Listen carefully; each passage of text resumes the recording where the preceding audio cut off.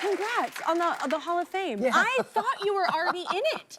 My wife did too. It's funny. I was like, when I read it in the script, I was like, this cannot be real. The same thing happened with like Cher. She came on here and I was like, how are you not in it? Who's in it? It's a funny, rock and roll is a funny thing to define anyway, you know? It's like who owns rock and roll? Not the guys, but you know, for a while they controlled it, and so it's been a long journey with the Rock Hall, but I really think they're trying to make it right. Yeah. I mean, I think it's just crazy. It's such an honor to have you a part of it. Like, you're such a staple in rock music. I mean, especially for an entire generation of mine. Like, that's what I equate rock to. It's like a rock and roll revival. That's what I want my music to be. I write music for people who drive in cars, right? You know, and I want them to put it in and go, yeah, and try to stay under the speed limit, you know? Oh, that's not good. Yeah. Because that happens to me. Like, I have to, and even when I'm walking in New York, my manager, we walk home from here, and like literally she's like, what are you listening to? She was like, I can't walk this fast. You're just gonna have to walk alone. Like, because my pace will keep with music. I like music. I make playlists for walking as well as driving. Yeah, running, walking. I don't run, but unless being chased. No, it's like, then I'll run. Yeah. So what's your favorite kind of driving music? What's your favorite? What do you like to drive to? Because I have different moods. Yeah. I'll you know, classic rock is always fun to go to. I've got a whole classic rock mix. You know, I'll go to that. I'm enjoying sort of the new country rock, kind of Americana stuff now. I'm digging that. Oh, well, speaking of that, I'm jumping right to it. I'm not supposed to, but I'm going to do it. Great segue. You do a song with Chris Stapleton on this one. Yeah. We'll get to it in a minute, but like that, it's one of the, it's a hopeful song, and it's called The Other Side of Blue. Yeah. Oh my God, first of all, what a title. Yeah. Like, what a great idea, like, for a song. Where did it come from? How did this come about? Chris Stapleton is exactly what you would think he is. Crazy He's great. Amazingly talented, wildly unique. Yeah. And he's so kind, and he was the only one, I didn't really want to duet with anybody, but I was like, yeah, if that Chris Stapleton wants to do something, and I would your love to. voices colliding? Our voices, I listen to the track, and sometimes I'm like, is that me or him? Who's singing the, you know, the Because that rasp. and it's just, and writing the song with him, it came from, I lost my son about 5 years ago to, I know, it was opioid addiction. And and so I started talking to Chris when I first met him. I sat down like this, and we started talking family. He's got 5 kids. I said, oh my goodness. And they're the whole band. Yeah, I know. And I said, you know, I had 4, but I have 3 now. And he goes, oh, I'm sorry. I said, well, no, he was my greatest teacher. You know, I've learned the most from having that experience. Yeah. And he said, oh, Melissa, you talking song. And that's the first line and the last line of the song is sometimes I listen when she talks in song.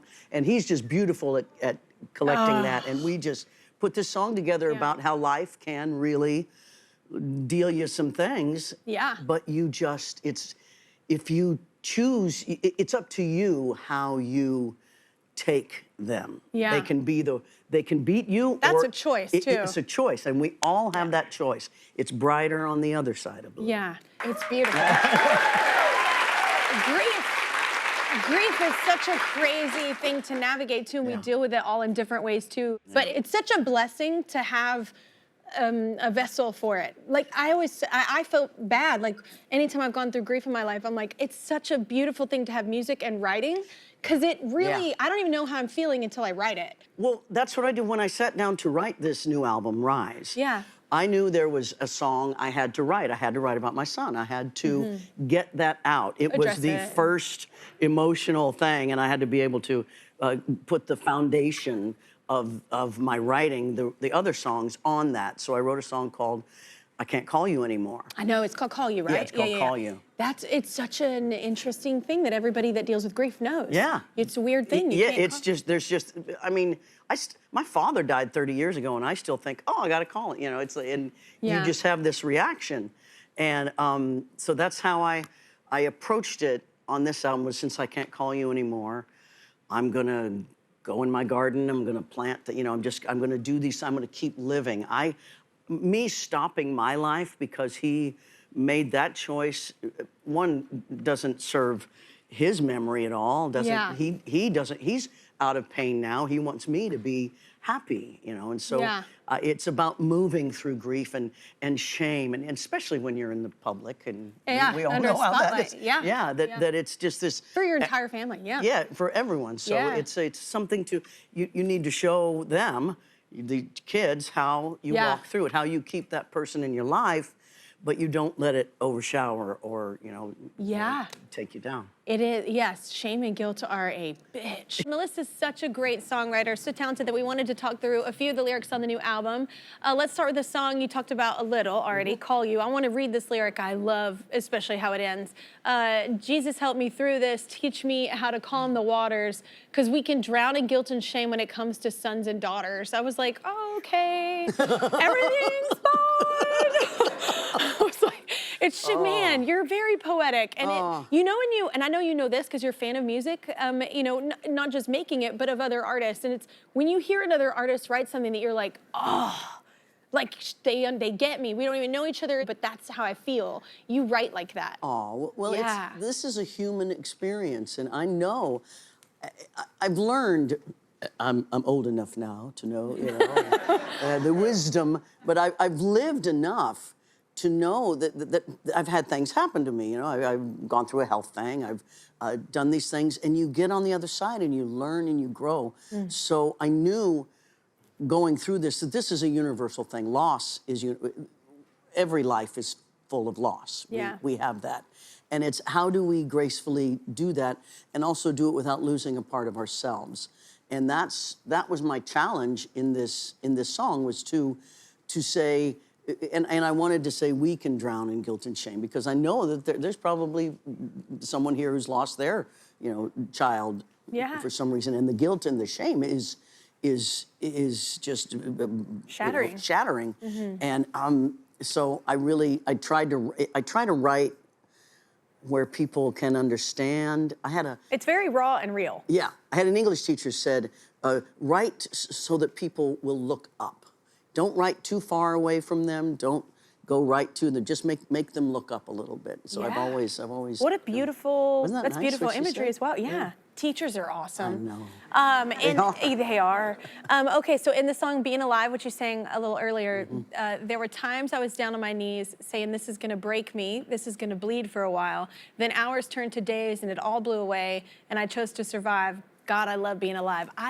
It's such a small thing, but I love the pause between the last line and the rest of it. It's that pause and that breath, and then it says, God, I love being alive, because that's a hard place to get to. Yeah, you have to grief. You gotta take all, when it comes to grief, you gotta know, and believe me, everyone in here has had grief. Yeah. And you just take a breath and go, that's part of being alive. Yeah. And I'm more alive having gone through the grief and come on the other side and being so grateful for every breath I take and this space, this reality where we get to create. And a lot of people don't, it's such a fork in the road sometimes. You can go, it can get you. You know what I'm saying? Oh, yeah. I think it gets a lot of people, and you go down a dark little path. And you always have a choice, though. Yes, anytime. But that choice is hard for a lot of people. But songs like this make it easier. I know that sounds like cheesy, but it is inspiring. That's why I love music. You listen to it, you're like, okay, I can do this. Yeah. It's like, you know, it's like therapy, free and therapy. Don't you want to be? Yes. You want to be that for people. Yeah, for sure. I want to be that for people, and that's all we do for each other is to inspire. And this album especially.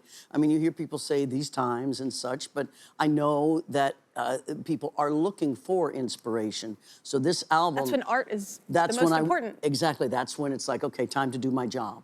Yeah. Time to really get in there and do my job and inspire. Yeah, it is. It's funny because to think of it like a job, but it's such a blessing. Yeah. It's just such. I've never worked a day in my life. I know it. It's such a blessing. It is. I'm sure before. I did work at the Kentucky Fried Chicken, but we're we're not gonna talk about that. It's just good chicken. Yeah. So Tomboy is another personal one. On it, you write, "There was no part of me that ever felt wrong. No part that felt I wasn't right where I belonged. Ain't nothing weak when little girls are strong." I love this one. I love this one. Tomboy.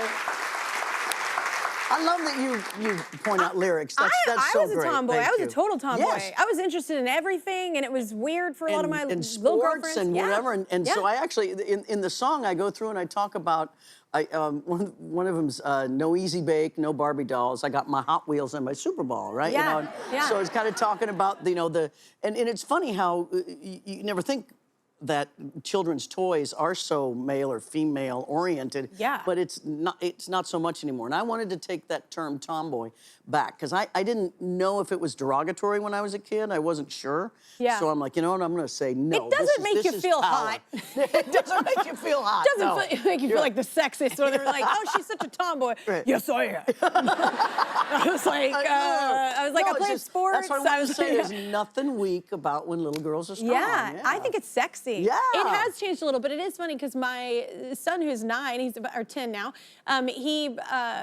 it's funny, he will ask questions though, and I love that there's people like Harry Styles or other you know men out there really like owning whatever the hell they want to do, because he's like, well, somebody told me I couldn't paint my nails, and I was like, you can do whatever you want. And like, so there still is that influence of like what is boy, what is girl sometimes. It's annoying, especially when you're a parent. You're like, just do whatever you like. Oh, like, heck yes. It's fine, Believe me, but- and the kids come in all who they are anyway, and just watching them find that is really. I remember my oldest son, Beckett, who actually passed away when he was about 11. He came to me and goes, "Mom, I'm sorry, but I think I'm straight." Okay. I'm so sorry to let you down. No, really, it's okay. Oh my God, that's incredible. I tried to tell him it was a phase, but. We were trying to pray the straight away, but it was.